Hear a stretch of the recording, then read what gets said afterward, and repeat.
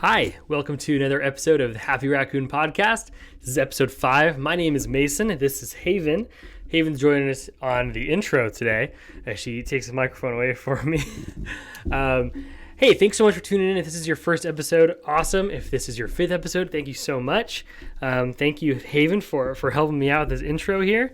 We're really excited because we are officially selling soap, right? Can you show them the soap? Yeah. Yeah, can you say soap? Soaping. Can you say soap? Soap. Yeah, we're selling soap, and we're really excited about that. You can head to happyraccoon.net/soap, and you can check it out there. It probably doesn't taste too good there, buddy, but head to happyraccoon.net. We have an awesome little rope here, allows you to hang it up in your shower to let it air dry. Makes your soap last longer, and it's super awesome. This is our lavender eucalyptus scent. Bye. No, it's not bye-bye yet. We have to say a couple more things. Anyways, thank you again so much for tuning in this episode. My good friend Tim Ord is on the episode. He's fantastic. He's a local barber in this area who has some fantastic thoughts. And he shares a little bit about his opinion on how the Christian church handled the Black Lives Matter movement over the course of 2020. But thank you so much for tuning in. Enjoy this episode, and I look forward to seeing you soon. Again, head to happyraccoon.net/soap to check out our soap line. Appreciate it so much. Can you say bye-bye? Can you say bye?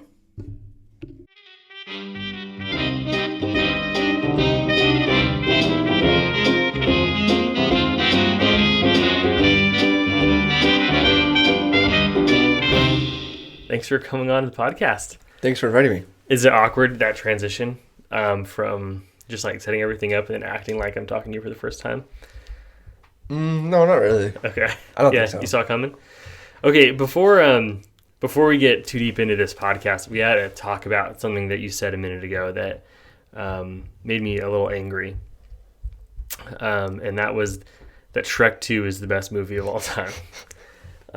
Explain to me why you feel that way about Shrek 2, because Shrek 2 is a good movie. Don't get me wrong, but the best of all time is a little ridiculous. The reason it's the best of all time is because, well, let me preface it with this. Okay. Be really careful. The idea of what you would think of like the best movie all time would be like a Forrest Gump or something of that caliber, where the acting is great, it covers a lot, it's emotional, it's funny. Okay. However, careful. You can't get a 5-year-old to watch a movie like that.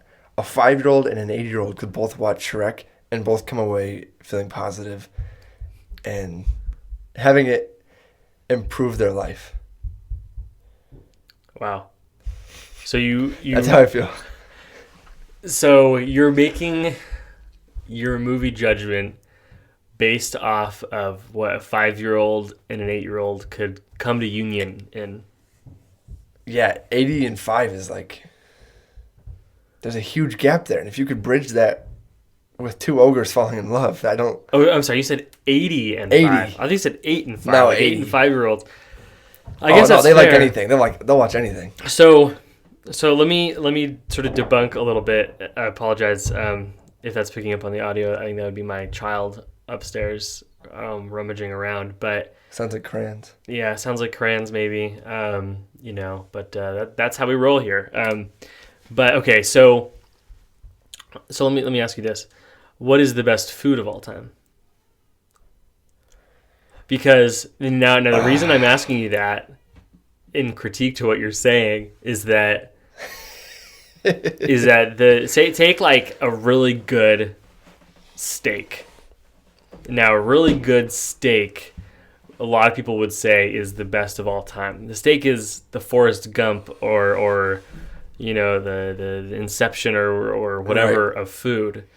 So you're saying that, and I would say that a 5-year-old, okay, my 2-year-old likes steak, but she likes steak as much as she likes McDonald's chicken nuggets. So I don't give her steak because she doesn't value it for what it is. So in the same way, Shrek 2, although it's for a lot of audiences, doesn't necessarily mean that it... You know what I'm saying? Yeah, but the steak isn't Shrek 2. Steak is Inception, Forrest Gump. Shrek 2 would be... So you're saying... Shrek 2 is ice cream. Everybody likes ice cream. everybody has a value for ice cream is higher. They put ice cream in trucks and drive it around towns because it's that popular. You don't see that with I guess you do see it with tacos, but you don't see it with like many other types of food. Because it's too expensive to have really good steak. You can't put up in a truck and drive around a neighborhood and sell steak at $70 a piece. But you don't have to. It's volume. Okay, so your argument is that Shrek 2 is the best movie. Why? Like what? I mean, I know it appeals to a lot of people. I get that. But what about Shrek 2 in the movie that you actually like? It has to be the final. It's not the final scene, but like the second or third, like last scene in the movie, where the fairy godmother is singing "I Need a Hero." Okay. And they create the giant gingerbread man. Okay. That it's untouched by any scene I've ever seen in a movie. Wow. It's the best. Okay. What about? I'm trying to think of a scene parallel. What about when like Jack fights the raccoon? Since this is the Happy Raccoon podcast, that's pretty good too. But it's not. It's not anywhere near there. Okay. So, I don't think it could hold a candle. So Shrek 2 is the best movie. It is, of all of the work that the great Steven Spielberg's and Quentin Tarantino's have done, everything that's been accomplished in film in the last decade or so will never compare to Shrek 2 with Mike Myers. Not in terms of the audience it can reach. No. Okay. Tim, I just want to let you know that I love you. But this is why I wanted you here, because you got some real strange takes on things. That's what I was thinking that on the way here. I was like, it has to only be the only reason I'm coming here is because I have like weird opinions. You have good opinions on things. Some of them I don't respect. I don't respect. Like what? Like the Shrek 2. I don't respect that. I don't accept that as a legitimate answer. What do you think is the best movie? See, I have a favorite movie. I don't know if I could say which one is the best movie. I can tell you right now. It's not Shrek 2. Ironically, all of the movies I like would not appeal to a 5-year-old. What about an 8-year-old? No. It wouldn't appeal to either of those. The best movie I think I've ever seen, as far as just, it's going to sound a little cliche because it's so recent and whatnot, but as far as just like the impact of it, the acting, how it was done, it was probably The Joker with Joaquin Phoenix. Yeah. My favorite movie is Prisoners with Hugh Jackman and Jake Gyllenhaal. I've never seen it. Oh my gosh, it's so good. I think you told me to watch it before, I think. Yeah, you can come over soon and watch it. I have it. But that's a really good one. But best movie, I have no clue. I like Django a lot. Django's awesome. Django. But you can't show it to a 5-year-old or an 8-year-old. Or an 8-year-old. No, it'll trigger both of them. Yeah. Yeah. Yeah. It'll ruin the 5-year-old's life. Yeah. Tim, well, we're just going to move past that. Thanks for coming on today. Tim's a really wonderful guy. Tim and I, we met, almost 3 years ago on the basketball court, I believe. We were the two baseball players that were there. We were the guys that got picked last. Yeah, there's like, it used to be great because there was like 12 people that would show up. Right. And then there's like 37. Yeah, now there's like 37, and we're like always picked last. Do you feel like that we deserve to be picked last? No. I feel like we're great teammates. Yeah, we are great teammates. We're encouraging. Especially if a ball hog is the captain, he wants us on the team because we're not going to ask for the ball. Yeah. We just want to be there. Yeah. I remember, who's the really, really big guy that plays that's really, really kind of just crushes everyone? Older? No, he's like our age. I don't know. All I remember is Jesse. Maybe. All I remember is that I went to shoot and he blocked the ball. Yeah, that'd be Jesse, I think. In the most violent way. And then he stared at me into my soul. And Brian Loshbaugh laughed for like 10 minutes. And I felt like the smallest person at that point. I think that I felt like the smallest I've ever felt in my life. Cousin Tom convinced me that Jesse he made it to the Suns and then got cut. And I believed him because he was that good at basketball. I was like, yeah, that makes sense. I could see him playing for the Suns. Are you and Tom close? Pretty close? Yeah, pretty Your close. cousins? Yeah. I've made fun of you for this before. You and your family, you guys don't get real creative on names. No, they're very. You have a they're cousin, very white Tom. names. I know that your uncle's name is Bob. Yeah, there's of the white names in our family. There are like Bill, Bob, Tim, Tom, Mike, Dan, Joe. Like Not really creative. no. Your wife is like the most creative one. Her name is just Annalise. Yeah, and that's her technical name is Annalisa. Really? Which is German, but Annalise is like how you would say that. Like that's like the Americanized version of her name. So like technically her name isn't even Annalise, it's Annalisa. Wow. Yes, that's the most unique name in your family. Yeah, by far. It's not even close. And the rest is Tim, Tom, Bob, Dan. Yeah. What else? Is there a Paul? My grandpa's brother's name is Paul. What do you think you would name your kids if you had kids coming soon? What does Elon Musk name his kids? Something like that. You think Annalise would go for that? No, she always has like weird names, and I always veto them. Like pre-child, like I'm like vetoing these like weird names. What are like, the weird names? I don't know. They're not weird like nature names. Like it's just like they're old, I guess. Old names. Not like Gertrude. I was just gonna say Gertrude or like Gretchen or something. No, Gretchen. not like that, but like Nancy. That's my grandma's name. Hey, Grandma, if you're listening to this, I no. love What's you. the one she likes? Like, there's that movie. That's like the old lady, The Age of Adeline. She likes the name Adeline. I'm like, That's oh, not bad. it's an old lady. Do you? No offense to any Adelines. Yeah, of the dozen people that will listen to this, I'm sure that one of them's name is Adeline. Do you? What do you think of my daughter's names? Because they're pretty unique too. I've gotten Haven some Lennon? fun comments. Haven and Lennon. Where does Lennon come from? Lennon comes from nowhere. We just like the it's name. not John. It means that was my dad when we told him that we were naming our baby Lennon. His first response was, well, John Lennon was really against the church, and that's just how he is. God bless his heart. Love you, Dad, if you're listening. That was my first, not the church thing, but instantly just started thinking of Octopus's Garden. We just liked Lennon a lot. The name, it means lover in Irish. And we just liked it. We liked that, Haven ends in an N and Lennon ends in an N. And I didn't really tell Becca that hers is the only one that doesn't until after they were both born. So it's Mason, Haven, and Lennon, and then there's Becca. But yeah, and we just we just liked the name. Both Haven and Lennon's names were picked like really, really early on. I picked out Haven's name, and we didn't even know that Becca and I were having a girl at that point. So I picked out Haven when we were like maybe 15 or 16 weeks along. It was like Haven for a boy, and I think it was Walker, or Haven for a girl, and then Walker for a boy, and then it ended up being Walker Buehler. It would be after Walker Buehler of the Dodgers, yeah. But it's also like that's a tough name. Like, oh yeah, no one's gonna mess with a Walker. Yeah, well, with my last name, you have to be like really, really careful with the first name. With last name of Cratch. So one of the names we really liked for a girl was Eden, but you can't be Eden Cratch. If you say it enough times over and over again, you can't be Eden Cratch. So we ran into a handful of issues like that. But Lennon really worked out. We really liked it. Becca picked out Lennon, and we wanted to name her Lennon Jovi. What is her middle name? Josie Carey is her middle name. Oh. We wanted to name her middle name Jovi, but then we can't have a kid that's John Lennon and Bon Jovi. It's probably too much. So we ended up going with Josie Carey.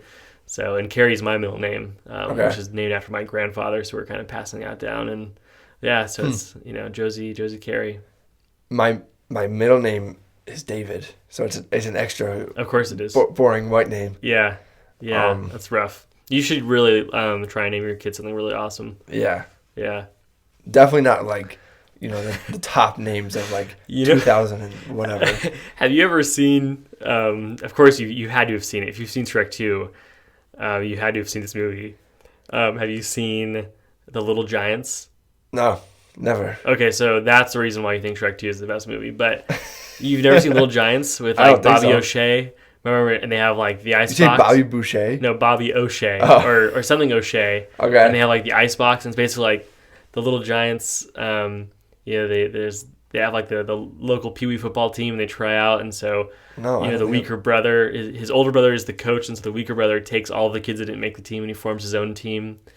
And anyway, so this in the movie, and I always laughed. I always thought that like I would never name my kid this, but I always thought my older brother Michael would name his kid this. But later on in the movie, they end up like needing to recruit a better player. So they hear about this new kid that just moved to town. He's like a total like tank, right? Yeah. He's supposed to be this really strong kid. And so they show up to this house and he said, "Hey, we're here to see your kid." And his dad's all stoked about people being interested in his kid playing football. And he goes, "Spike!" like that. And this like kid with like really spiky hair that looks like just like Rob Gronkowski. Yeah. Comes out and he's carrying a refrigerator on his back. What year is this? Like 2002? No, this is like 1995. Oh, that makes more sense because spiky hair was like it's its like prime. Yeah, it's real old. And anyways, the name Spike always made me laugh. The name of my boy Spike. I would never do it, but my brother Michael It's a good would, dog name.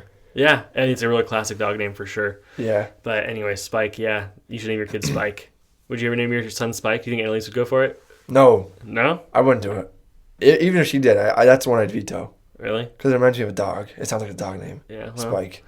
I have met. But what am I thinking of? Is there a movie or TV show where the kid's name is Spike? Yeah, Little Giants. I think like, I don't know who it is. I'm thinking Home Alone, but nobody's name is Spike in Home Alone. I have no clue. I don't know. Yeah. What is like your favorite? I mean, aside from Shrek 2, what's like your favorite movie when you were a kid? As a kid, I loved Toy Story. You like Toy Story? I would like have the toys. How crazy is it that Toy Story spans from when you were a kid all the way into like where Haven, a Toy Story came out, like I think shortly before she was born.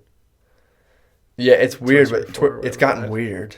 Oh yeah. Like they went from like Toy Story being about like toys who were like best friends to like in the new one, like Woody's like romantic with the other toy. It's like he like has feelings for her. It's like it's just weird. Bizarre, and I can't get behind it. Yeah, it's a little weird. Disney took over and has to romanticize everything. Right. Yeah, that's what it is. They just had to romanticize it. Do you ever see Max Keeble's Big Move? Yeah. I like that one a lot. I like it because of the food fight in the cafeteria. I can't remember I think it was like the principal from that movie was like the dad from Even Stevens or something like that. And I always got the two mixed up, even though there was like no actual connection. Tim, you're a funny guy, Tim. So Tim, you're a barber. Yeah. What made you want to become a barber? I'm still trying to figure that out. I don't know. You don't know? No, I do know, but it's like one of those things. It's like I never saw it coming. Sure. So it's like it still surprises me sometimes. Like people have like these like dreams of like these jobs they want to do. Mm-hmm. What was your dream job? I wanted to do turf grass management for like a professional baseball field. Like, because it's so obscure to just want to do turf. Right. And so, yeah, like landscaping for like a baseball field. I thought that'd be the coolest job ever. Okay. But then like the more I did like research, like the season's only a couple months, 6 months maybe. Yeah. And a lot of times they'll lay you off. Yeah. In the off season, you have to find another job, collect unemployment, whatever. Yeah. And then you have to reapply in the spring. I was like, that's terrible. And it's not like the money was exceptional either. Yeah. So I just joked that I would cut hair instead. Because it's essentially the same thing. It's cutting grass, cutting hair. So somehow that turned into... It's a really good mentality. That somehow turned into me, like, Googling barber schools near me. And then I found a barber school, and I was like, I guess I'll cut hair. What barber school did you go to? This is the barber school of NEPA. It's like this small little... it's honestly just like a barber shop that's got, like, a ton of chairs in it. And there's just, like, an instructor or two in there at a time that would, like, teach all these people. Wow. It's in Scranton. How long is the program?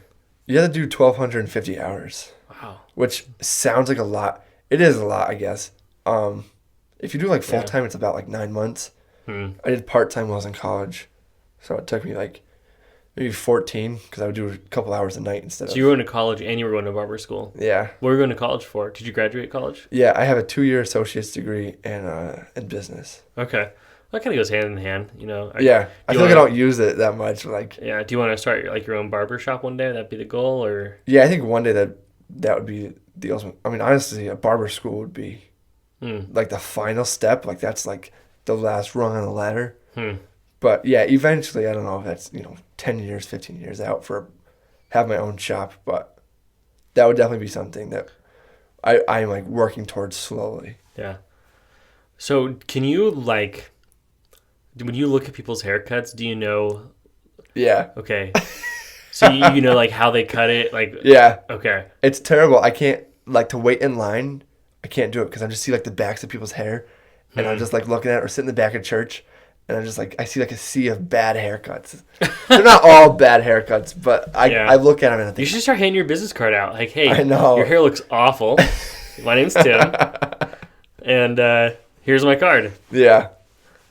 It's hard to like not see it. Yeah. Especially if I'm talking to somebody, like I want to be like present in the conversation. Yeah, yeah. And not be like, what is going on with his hair? Have you ever thought that way about me? No. Because I prefer you to cut my hair. Yeah. But now, like with 2 kids, my schedule is so hectic that I'll go to pretty much wherever I can. Like it's I don't think I've ever been able, and since my daughter was born, to like schedule a haircut out in like weeks in advance. It's just kind of like a day of decision. I'm like, oh yeah, I look awful in the mirror. I better get a haircut. But you never thought that way about me? No, that's good. Not to the best of my knowledge. I mean, maybe at one point, but I don't think so. I do always think that you look better with just a mustache than the full beard. I know you do. Becca doesn't think so, and my parents don't think so, and nobody else really thinks so. I think I look great. I like to have like my beard really short and then just have a mustache. Yeah, but I like what you have going on because you have like just like this and this. I've tried to do that look before. Yeah. But there's just too much hair, and it comes in like the next day, and so it only lasts for. It's like the baby version of Clay Thompson's goatee. Yeah, it's like what it is. Okay, I like it though. Is that like? Do you have to shave it like that, or is that the only spot you're? It looks like that's no. The only I shave like the sides of my face and everything. Okay. What I do is like I grow this out for like a month, Uh-huh. and then I'll shave it like every day for a month.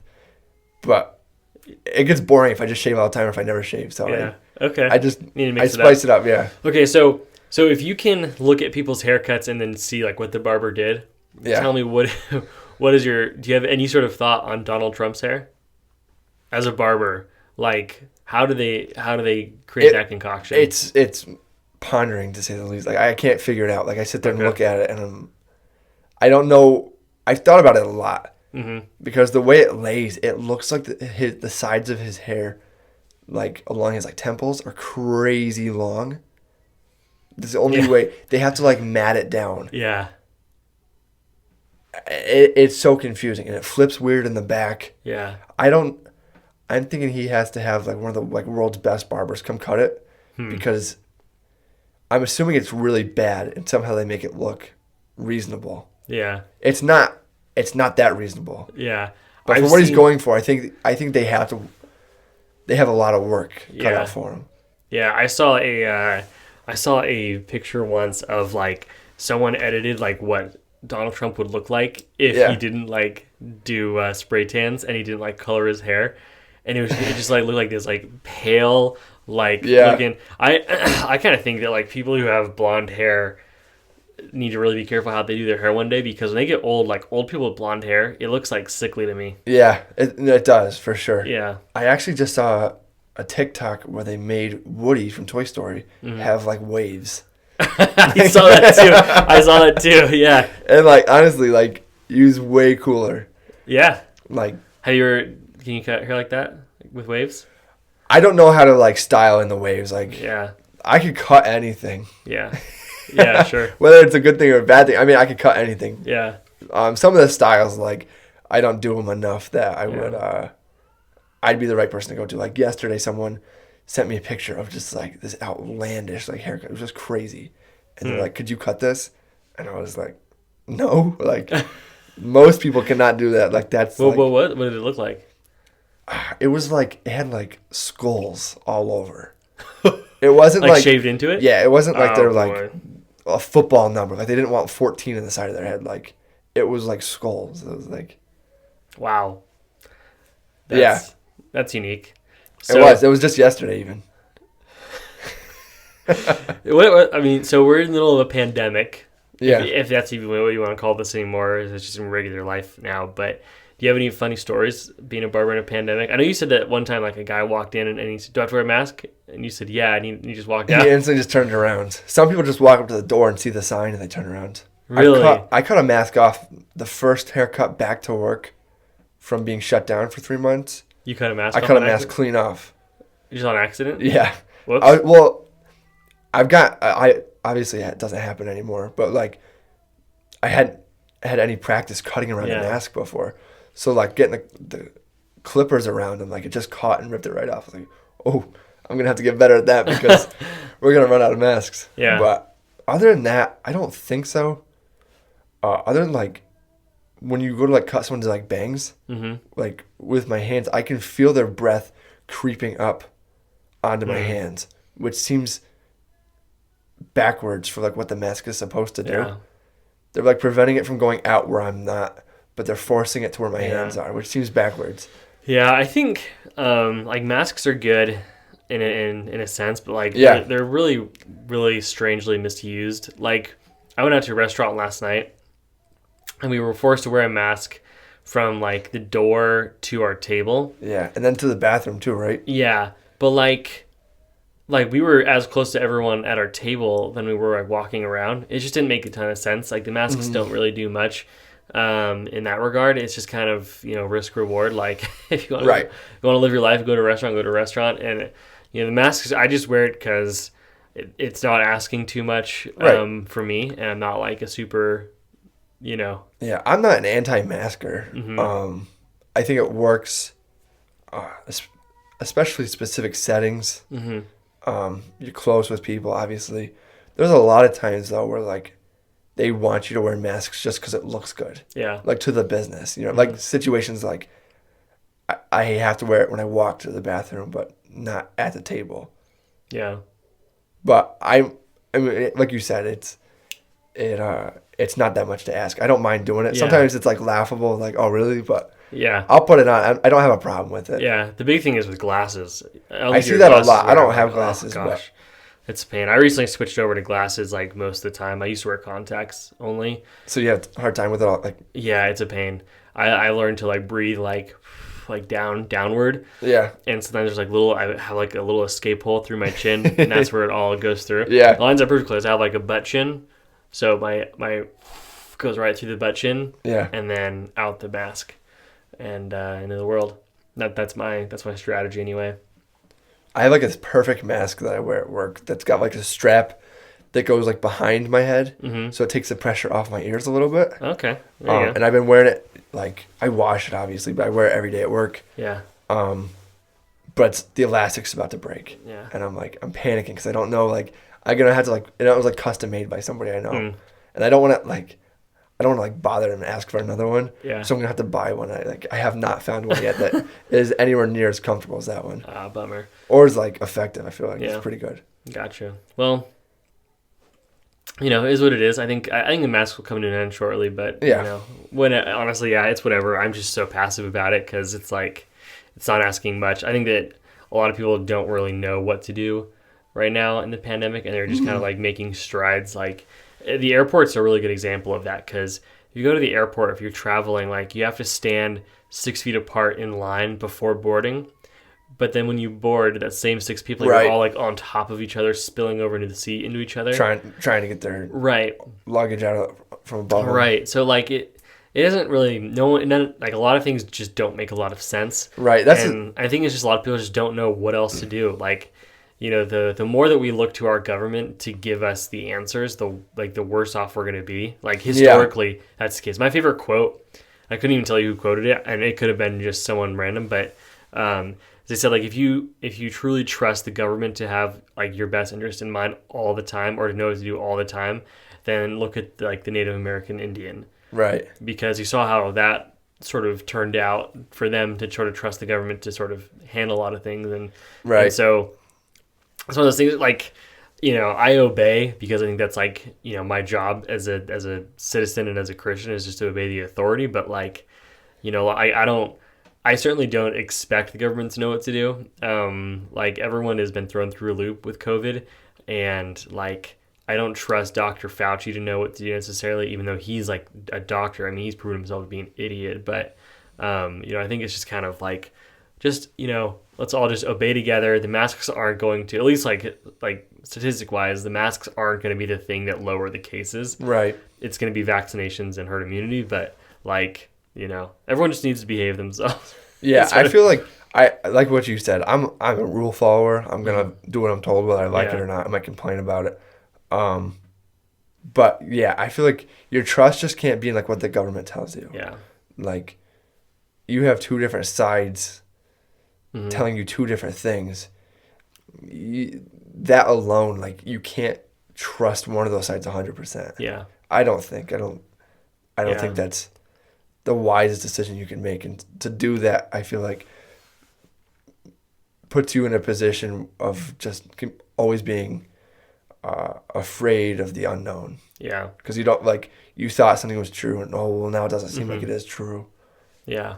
Yeah, I think the more that we take personal responsibility more seriously, and then just trusting the government to do what their job is to do, which is, which in my opinion should be limited to pretty much like law enforcement and basic like road function, right, and things like that. Yeah. But now we're like in the important things in like education and all of that. But now we're entering like a time where like people identify with who they voted for, and they treat these politicians as like kings or dictators. Yeah. Like they called Donald Trump a dictator, which is just not true. But more than that, they treated him like a dictator. Right. And that like all of the problems are Donald Trump's faults. And so, and just like that, in the same group as they trusted Joe Biden to be the person that fixes it all. But that's just not how it works. Right.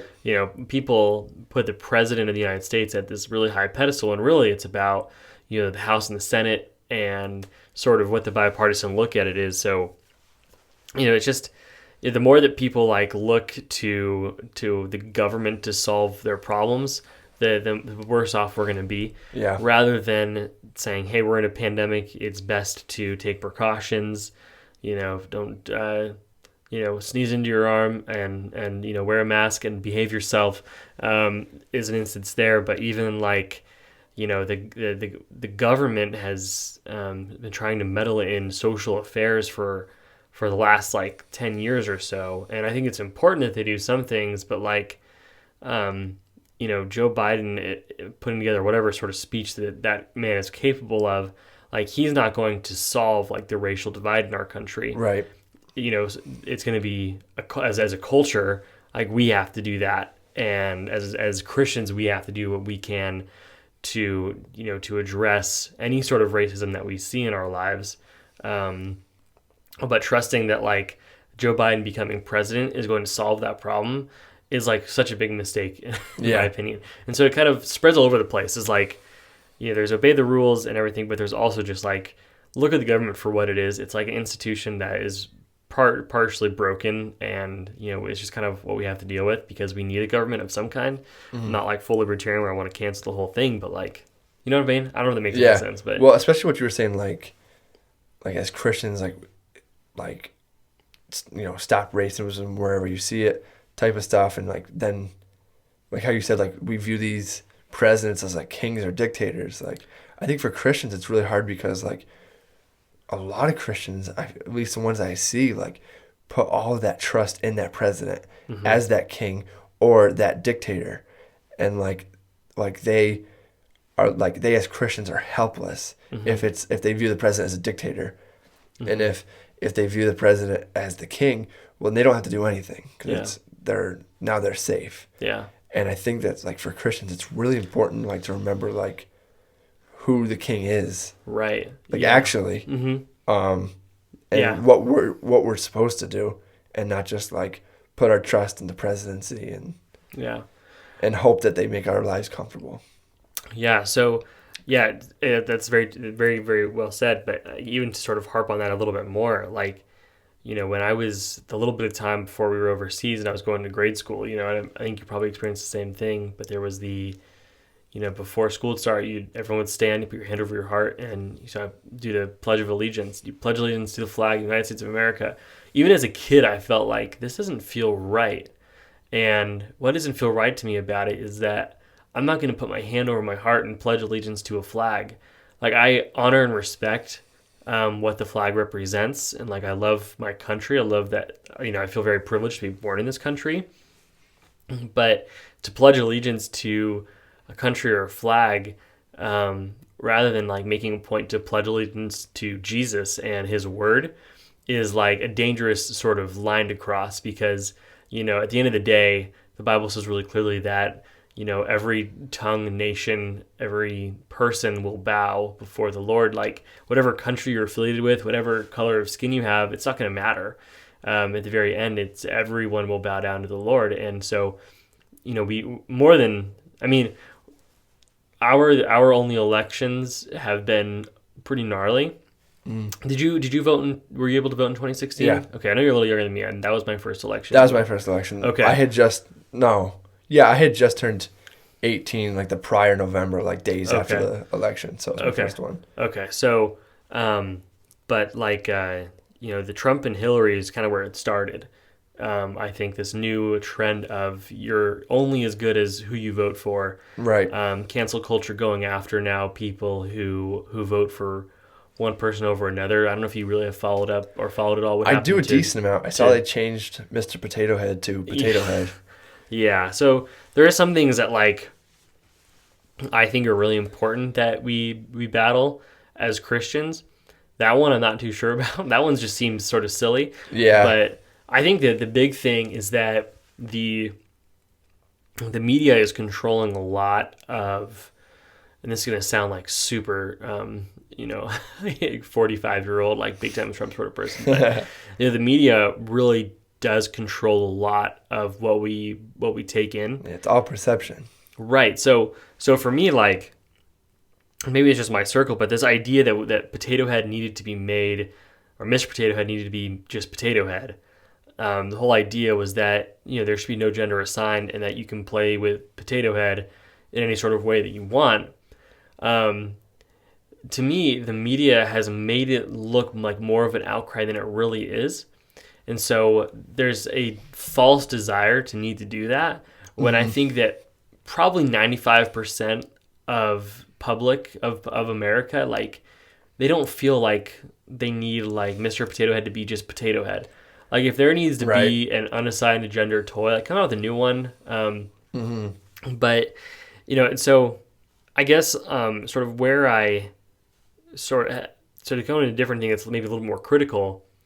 And I was actually expecting to go this deep into politics with you, but one thing to be more critical is over this last year, we've seen a lot of stories blown out of proportion by a lot of the common media, and it goes on for both aisles. This is not like one political party is being victimized by this or attacked by this, but what's happening is, and this is someone coming from someone who works in marketing, right? So I kind of see a lot of how this all works, but the media is, as much as they're focused on, maybe promoting their the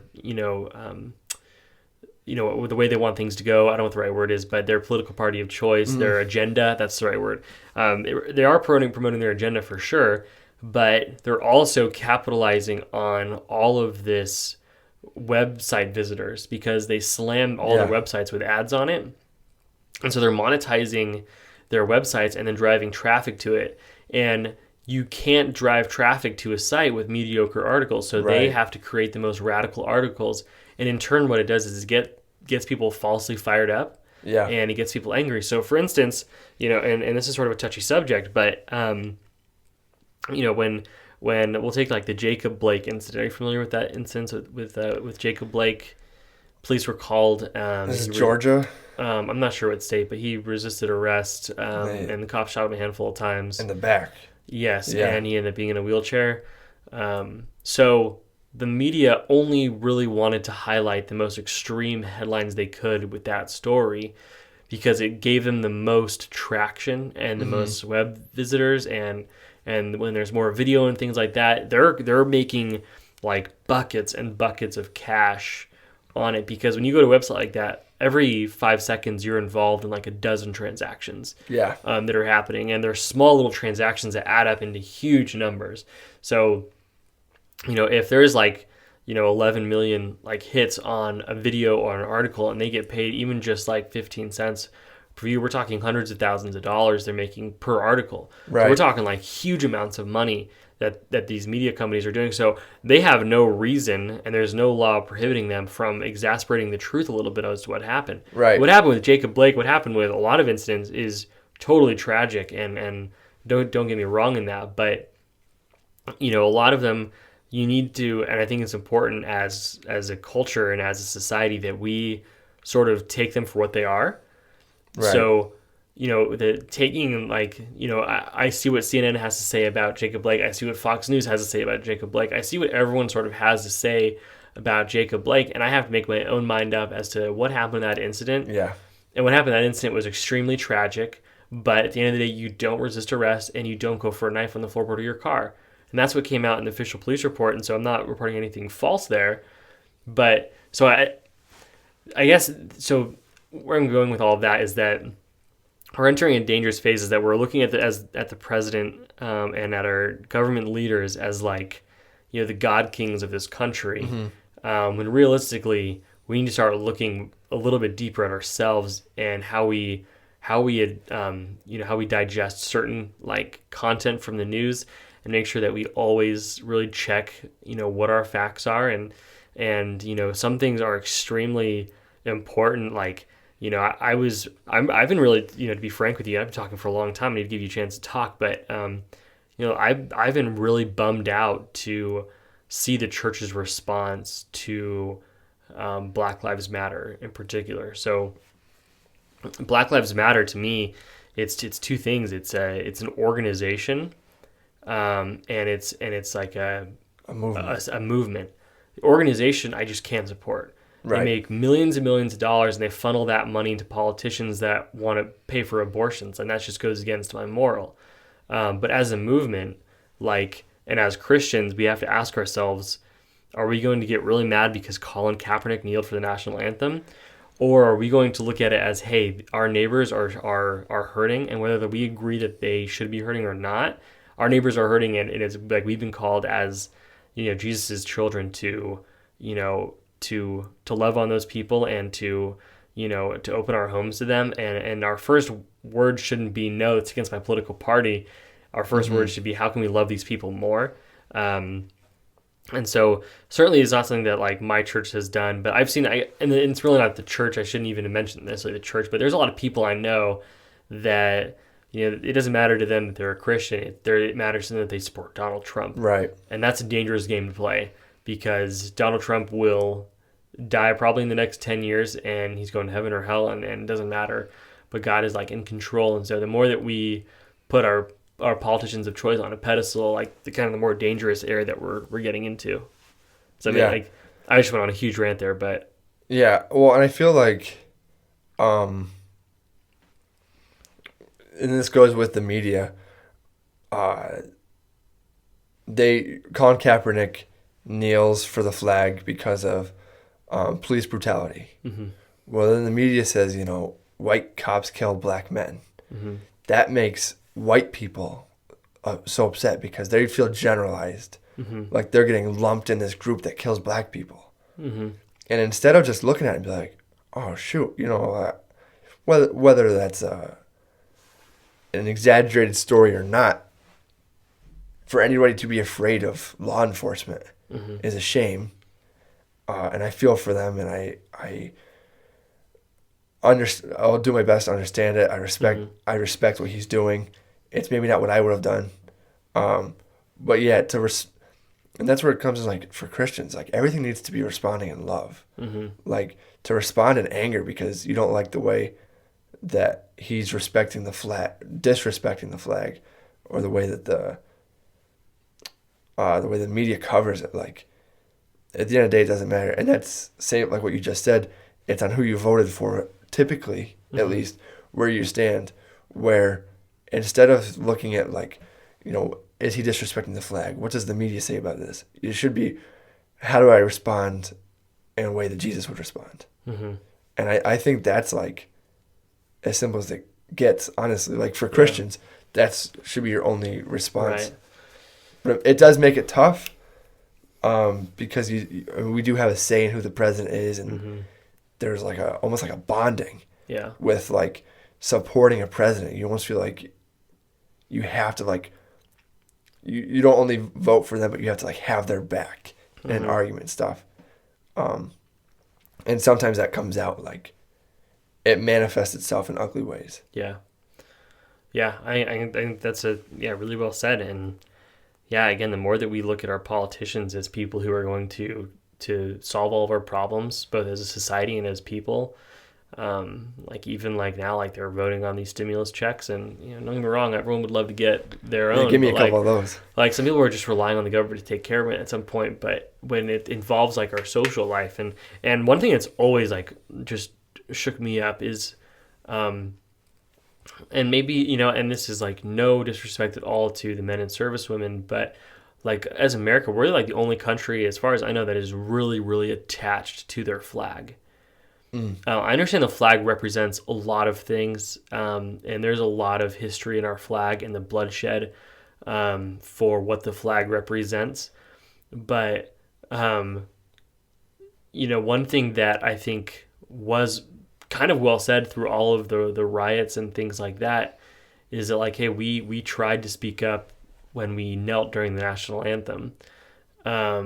And so that was their sort of justification for the riots, and that's not really a good reason to destroy the entire city. But that there is a certain reality like that.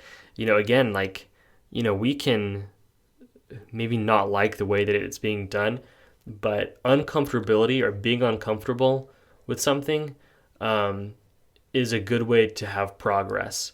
Because when you're comfortable.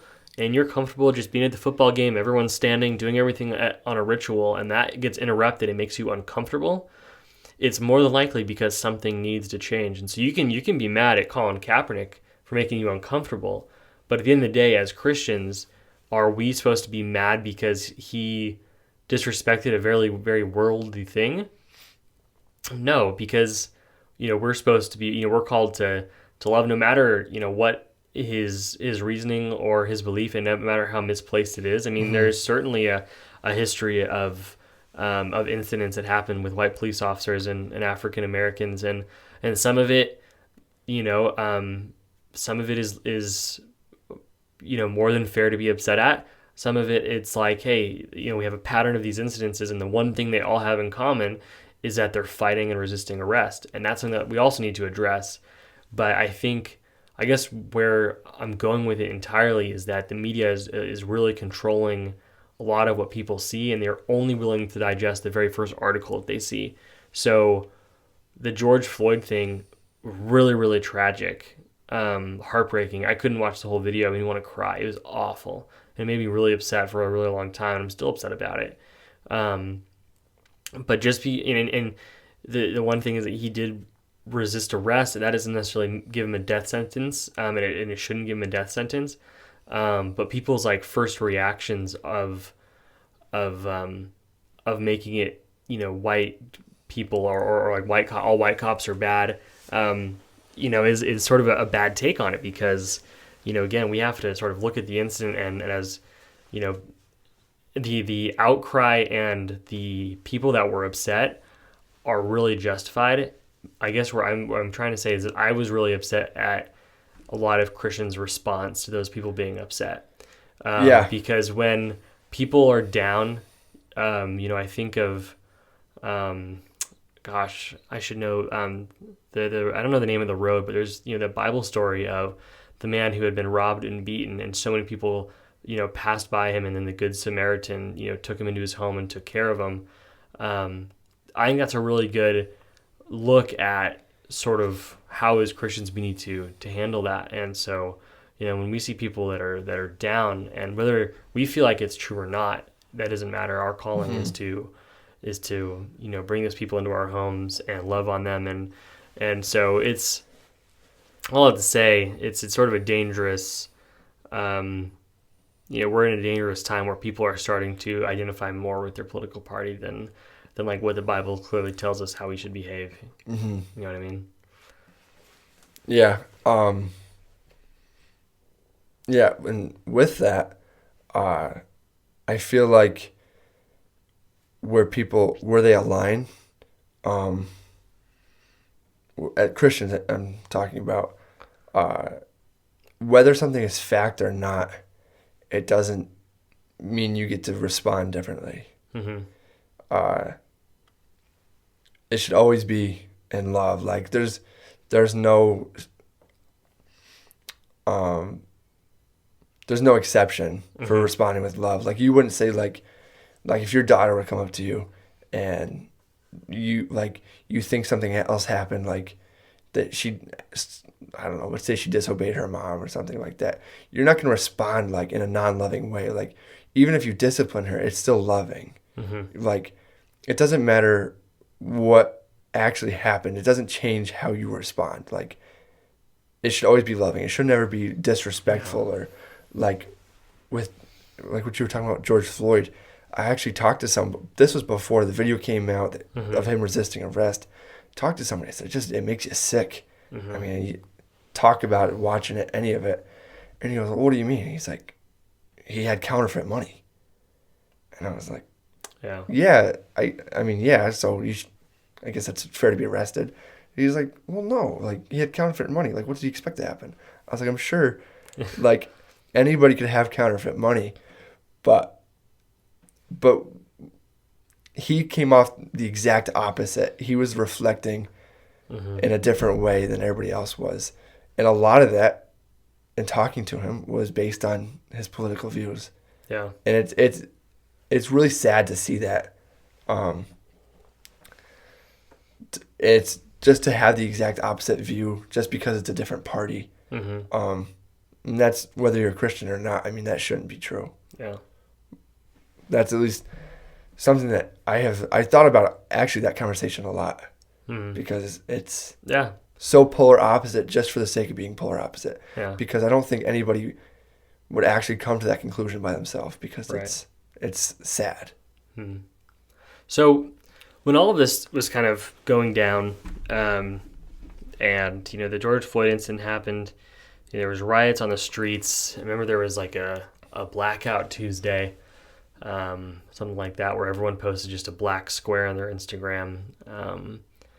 And everyone, it almost felt like if you didn't make a statement on social media, you were a part of the problem. Silence is violence. Yeah, that's what it was. I didn't like that idea.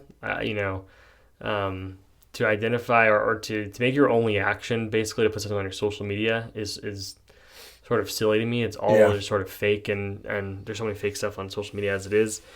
But I guess my question to you is, as a Christian, as a husband, as a barber, everything that you are as a person, what do you think your responsibility is as far as how you proactively, as much as you can, make a difference for people that feel like they are a victim of racism? Yeah, I do think about this, and I don't always know if I have an exact answer. Mm-hmm. And I guess I have friends and stuff I know that feel victimized. Mm-hmm. I wouldn't say I'm super close with those people. Mm-hmm. More so like, in the town that we live in, I feel like there's a lot more of the other side, people who can come off very racist, whether they mean to or they don't. And so, at least in my job, I feel like it's important that in the conversations, I cut that off quick. Like if they say something rough, like last week I had somebody just say something just really insensitive. And I guess this is some of that, silence is violence. I didn't want to just stand there and say nothing. I was like, well, I don't think that's right. Like, I think that's very wrong. And so it might not be maybe my best way that I could help, but even just trying to help people, and maybe it comes off the wrong way, I don't know. Yeah. But to help people see, like, talking like that is not okay. Like, right. Because if you're talking that way, that means you think that way, and that's even that's much worse. Mm-hmm. So, just in conversations, just remind people like that's it's a tough thing. Again, I don't necessarily believe that the participating in Blackout Tuesday is going to answer a lot of problems. No. For me, I asked myself a lot, like for a long time since all that transpired, is like, okay, I want to respond in the most Christ-like way. I want to respond in a way that will make a difference, but glorify the Lord ultimately. And ultimately, what I found for me that makes the most sense is that a lot of this is sort of through our society. I think a lot of it is going to age out over the next handful of years. To give you, an example, my great-grandfather was extremely racist. And, I think he was from South Carolina originally. He fought in World War II. He was in Pearl Harbor. He was at Pearl Harbor when it was bombed by Japan. I don't remember him too much, but I hear stories from my dad, from family members, that he was extremely racist towards Japanese people because of his time in the war, almost like a PTSD version of racism. But I think that for a lot of people, butting heads throughout culture has sort of created a PTSD of version of racism. And so I guess what I have to say is I think eventually it'll start to age out. And so for me, I've asked myself, what is something that I can do that will benefit the future?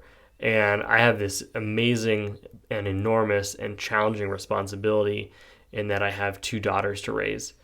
And so that is sort of what I've committed myself to, is that I'm going to raise my daughters in a way that they know not only the history of our country and all the dark spots, but they know that the United States of America, although it has been a great nation and has benefited a lot of people and it helped a lot of people overseas, like a lot of other things, it's imperfect and it has flaws.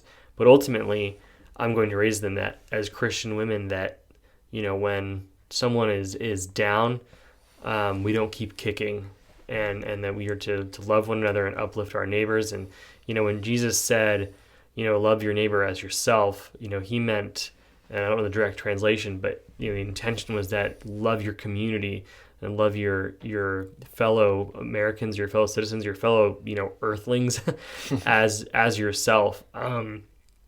And there's no ifs and buts about that passage. He's very direct. And he's love them as you love yourself and as I have loved you. And that doesn't mean that love your neighbors as yourself and as I have loved you, unless they're a Democrat, or unless they're a different skin color, or unless they're a Republican, or unless they're, a liberal. There's no exceptions. Right. So you've said it really, really well. Responding in love is a really great way to put it. And I appreciate you sort of touching on this subject with me. It's a tough one, and I don't think I really had the chance to talk to someone except for my wife about it so in depth. But there is a responsibility as Christians that we have to respond in a certain way to it, and I think that it's a really good first step just to look at the way that I lead my wife and the way that I raise my daughters. And you guys, I'm sure, are gonna have kids one day, you and your wife, and the way you lead her. I just think, like, if there's one thing I could tell you to do is take that same step, and like at least like the trail I leave behind is to raise people of God that are going to handle things a certain way. Well, I feel like it all starts in the home, and that's super important. Like, it doesn't start with putting something on your Instagram story, or things do benefit from who you vote for, but like you don't get to just assume because somebody's in office they're going to change racism. A lot of that stuff, like, you have to build that up in the home. That means, like, when I'm a father, I will raise my kids to both be a respectful police officer and be respectful when you're getting pulled over by a police officer. Like, things like that. I mean, it's very important. Whatever side you're on, whether you're the cop or the one getting pulled over, you need to respond in love and rest and peace, knowing that God's in control. You can rest in that. Like, you can have peace in that God is in control. You don't have to be worried. All you have to do is love everybody. Yeah. So how did you come to know Jesus? I know you're sort of born and raised in the Montrose area or the greater Northeast Pennsylvania area. Are you just were you sort of brought up as a Christian? Do you have, sort of a time in your life? I'd love for you to sort of, as I mentioned to you before we were recording, I have a couple episodes in at this point. We have, this will come out, I think, in 2 weeks. But I've gotten a handful of criticism for not really having a theme of the podcast. I don't necessarily think it needs a theme, but the raccoon is the theme. The raccoon is the theme. Sorry, you asked me before, and we'll get to your testimony in a second. You asked me before, like, why the raccoon.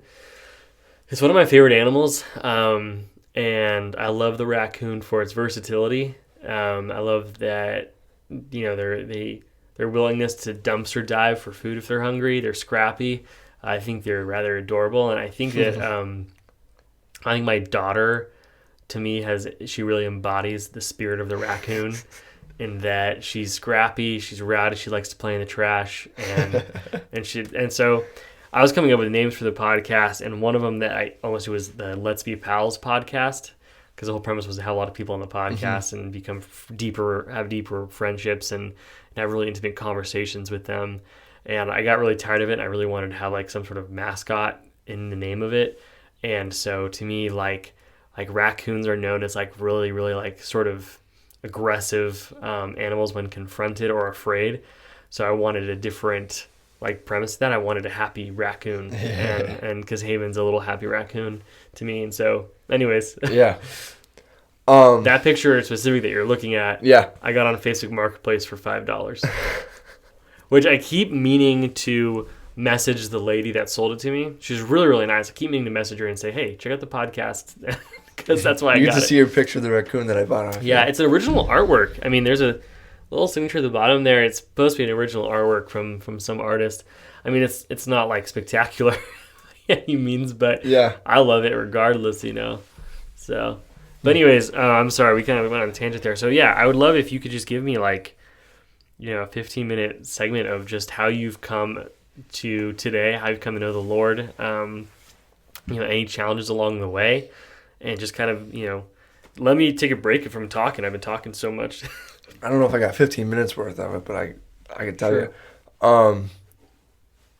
My parents were already born again Christians by the time I was born. Mm-hmm. They grew up in it. My grandparents were, so I came in, I had 2 older siblings, my parents, and we just went to church. It was just what you do. Wasn't just like we just go to church, you come home and you act different. It was applied in the home. It was taken seriously. Did that for years as a child. I mean, as a child, like nothing about it seemed interesting, just because it was like second nature. That's all I knew. Yeah, I get that. Like, you eat food when food is given to you. Like, Sundays you go to church. That's all it was. And honestly, I felt that way really for the most of my entire life. Like, even through high school. Like, high school and even like middle school is when it became like my own thing. It wasn't just because like my parents wanted me to. Mm-hmm. Or not. They did want me to, but it wasn't like just something we did as a family. It was like something I made personal. Mm-hmm. And I was homeschooled growing up, so that I think played a lot into it. And I had plenty of friends that went to school that weren't Christian, so I didn't feel like I was ever like really in a bubble. But the further removed I got from, I guess, what was my Christian bubble, is more so when I saw like the other side. Nothing enticed me about the other side at all. Like, I had already, like, my faith was my faith. I meant every word of my prayer of salvation.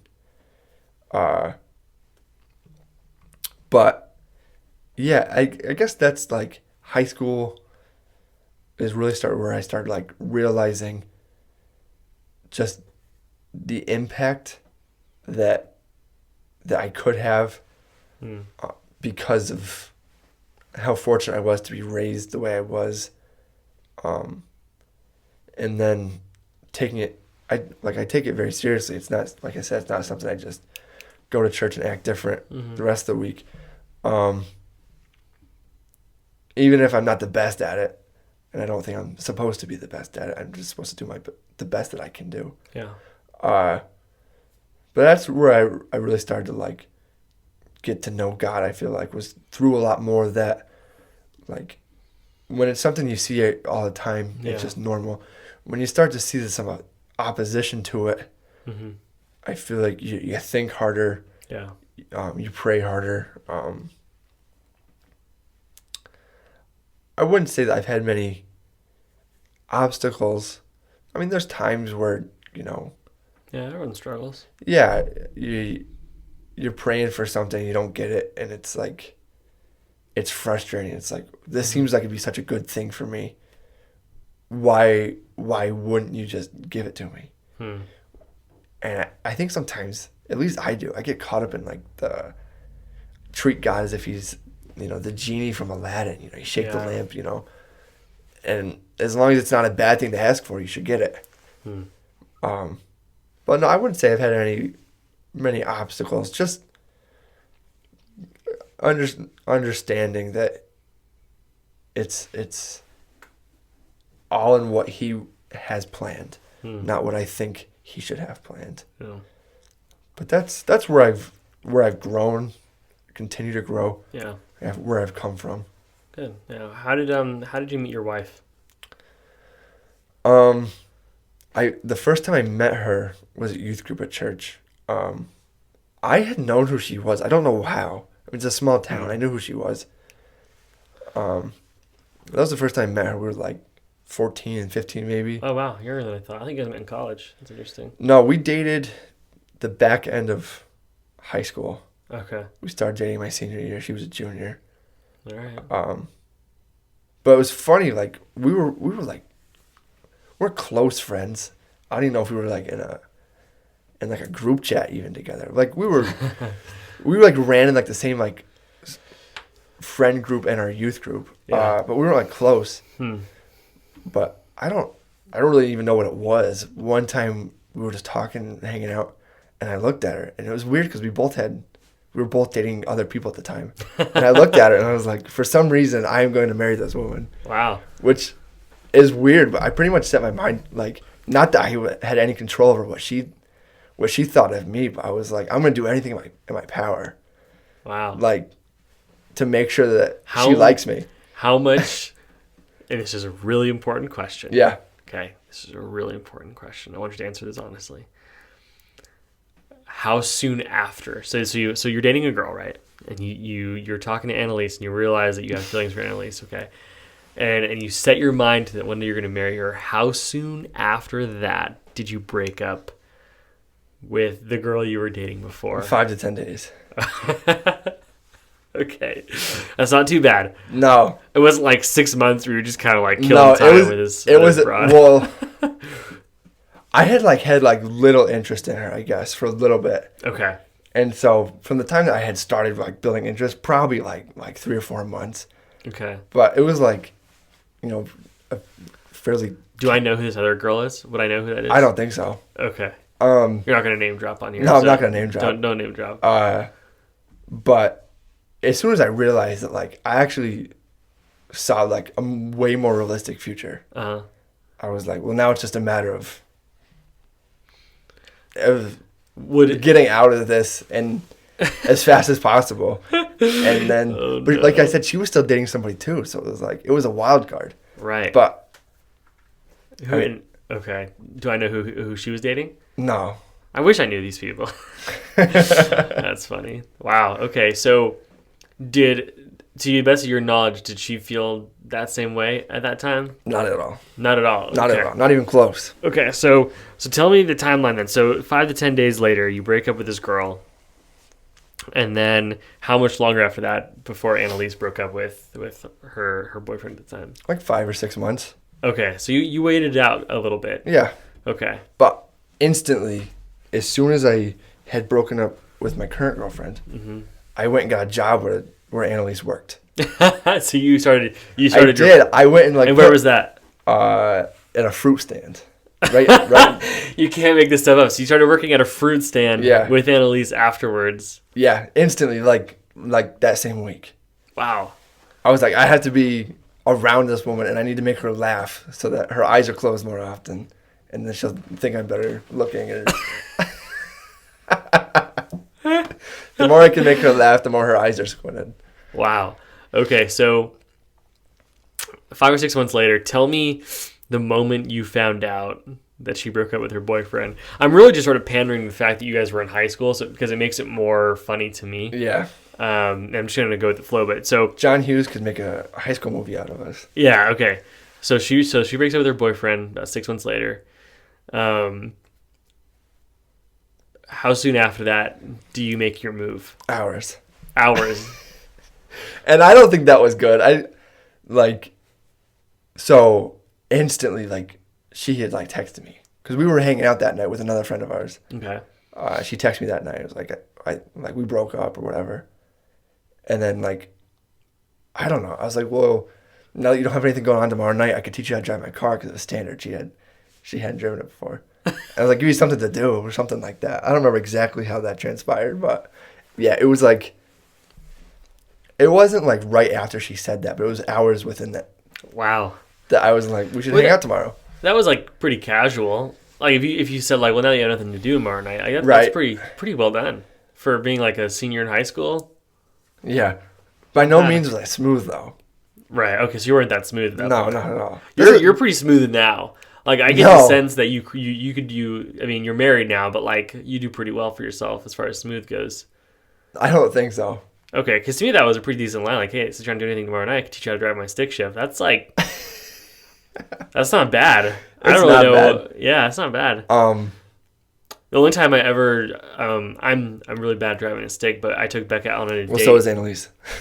I took Becca on a date. Our first date was in a Volkswagen bus that a friend of mine had, and it was a stick shift, and I stalled 4 times. So yeah, she laughed at me the entire time. We just drove around the parking lot, and it was just just lunging and stalling and lunging and stalling.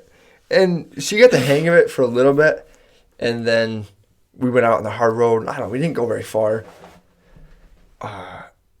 And then she didn't shift it, but she just stepped on the gas, and the RPMs were just going higher and higher and higher. I was like, oh my gosh, don't blow up my engine. Yeah. And then after that, she drove one other time, and then was like, I don't ever want to drive that again. So if she were to get in a standard vehicle for an emergency, she would not get more than 5 feet. Doesn't matter the extent of the emergency. She's not going anywhere. Wow. I don't think Becca could drive a stick either. I don't think she ever has. Yeah. Yeah. I don't know if I'd get in a car with Becca driving a stick. I guess I would because she wouldn't go anywhere. It's not really that dangerous if they can't drive a stick, but yeah. Wow. So how soon after that first date before you guys started So dating? actually, it was funny. So as soon as the fruit stand job was really just seasonal. So it's over in August. So as soon as that was over, she didn't have a job. And I was working at Subway. So I was doing both jobs. I was working 11, 12 hours a day so I could work half the day with her and the other half of my actual job. I mean, I say half a day, high school hours. It wasn't. Yeah. So then we worked together at Subway. Oh, so she jumped. So I told her, I was like, you don't have a job. I was like, you come work with me over here. So she did. She came and worked there.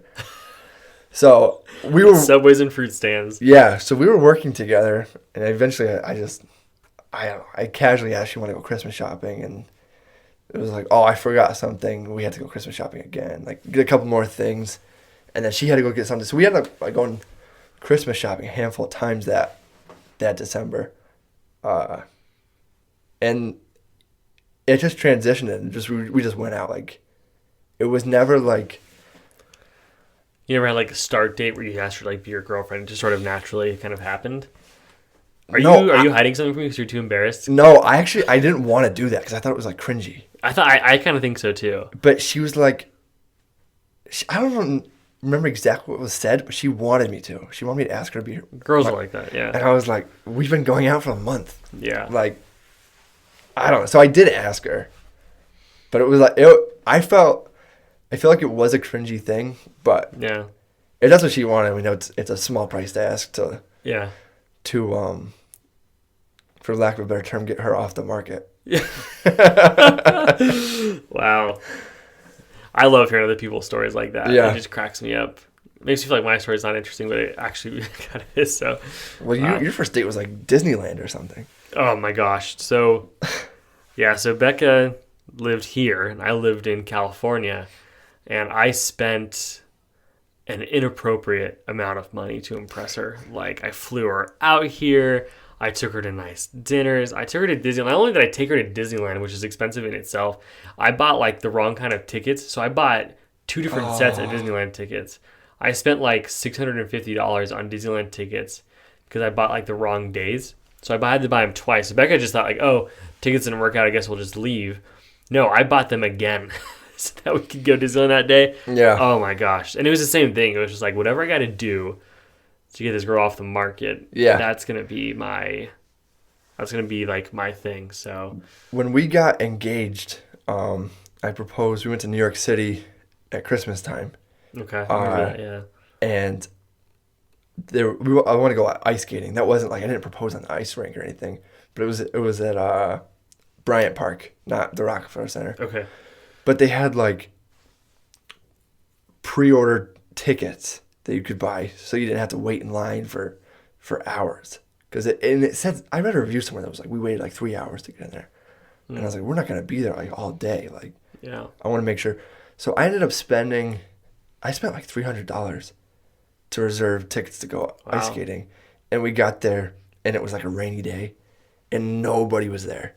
Nobody. We walked right in. I was like, do I need these? And they're like, oh no, that's only if there's a wait. Like, it's free. Or I don't know if it was free, but it was like $20 a person or something like that. I was like, oh my gosh. Man. I got absolutely robbed just on the off chance, like, that so there was funny. a line. But so you proposed there? Yeah, I proposed in New York City. Wow, that's pretty cool. Mm-hmm. It's not a bad proposal. Yeah, well, it was like not recreating, but it was like it felt like Elf when he first like Buddy. Yeah. When he first goes to New York City, like from the North Pole. Yeah. That's like what the day felt like. We're just like hopping around all the Christmas attractions. Nice. That's fun. You guys like Christmas? Yeah. That's good. How's married life going for you guys now? Great. Yeah? Yeah. Enjoying it? Yeah, we're busy. Yeah. Not crazy busy. I mean, she's Right. crazy busy. She's teaching. Right. So she's busy all the time, but I'm not. When I put my clippers down at the end of the day, I'm done. Like, I have no work. Play some Warzone. Yeah, she works a lot. So, Yeah. But no, it's great. Okay, good. I know a lot of people like, and I sort of get it to a point, but like one of the things that we were, surprised by is when we got married, like, man, marriage is like really hard and it's really challenging. And like for us, like it's been not a breeze. Like life has been hard since we've been married. Like we just have like things just keep happening in a way. But marriage has been like really great for us. Like I just love being married. Yeah, everyone always says like, "Oh, the first year is so hard. Like if you can make it past the first year, you'll be fine." And I get 6 months into it, I'm like, "Oh, geez, does this mean the last 6 months are going to be?" Yeah, because the first 6 months were so easy. So and they have it continue to be pretty easy. Yeah, I was told the first year or the second year was really hard. Okay. First year you're kind of just like in what they call the honeymoon phase, and then the second year is where it gets hard. But we've been married 2 years, and it's been we're on year 3, and it's just kind of been like, for the most part, we focus so much just on like the kids and giving them just like the most love and stability, and then we give a lot of time to each other as well. But like it's been good for us. We love it. So I think anyway, unless she's lying to me. Yeah. Well, yeah, and even like people like ask me, they'll be like, "How's marriage going?" I'll be like, "Oh, it's going good." And this will be like someone who's like a customer of mine who's older and maybe hasn't had great experiences with marriage or something. And I'm like, it's easy. And they're like, just wait. And I'm like, well, that's not encouraging. Like, yeah, I know. Yeah, I'm like, why would you even say that? Yeah, for sure. Even if if you go through times where it's hard, where I'm sure you will, like, that's still not like an encouraging thing to say. You just wait. Yeah, you just wait until what? Yeah. So awesome. Well, hey, thanks so much for coming on the podcast. And I guess I just wanted to give you an opportunity here to plug anything you want to plug as far as your social media or your barber business. I do have some people that listen to this thing that are around this area. Did you ever cut my Becca's cousin Greg's hair? Big dude, beard, Greg Garnett. I just cut his hair last week. Okay. I just met him for the first time. I referred you. Yeah. He told me about it. Yeah, a bunch of people referred him, but I was one of them that referred him. But Okay. anyways, feel free to just share a little bit about who you are, plug what you want to plug at all, and if not, then just say we're out and we'll call it. So I don't have a lot to plug. I have an Instagram and a Facebook that is Tim's Original Trims, is what it's labeled as, and that's just like my personal, like, self-branded account for where I update people on. Am I going to be closed this day? Am I going to stay later this day? Sure. Here's some of the haircuts I've been doing. Here's some products I'm selling. Yeah. So yeah, Facebook and Instagram, I'm on there. Tim's Cool. Original Trims. All right. So if you're in the upstate New York, northeast Pennsylvania area, looking for a high quality barber, Tim's Original Trims. You can find him on Instagram, Facebook. Tim Ord is my good friend. I really appreciate you being on here. I really appreciated getting to know you over the last few years. It's really hard because I feel like when I moved here, I made a lot of friends that are like in the Montrose area. And it was easy because I had like basketball Mondays, church on Sundays, and then we had the kids. And I'm like, okay, we can't keep making this like these drives are crazy. And regardless, I'm just happy to still be so close to you and talk to you all the time. And yeah, appreciate being on. And hope you had fun. Likewise. Well, thank you for having me on the show. Yeah. The show, the podcast. Yeah, the podcast show, the Happy Raccoon. All right, awesome. Thanks a bunch. We're out.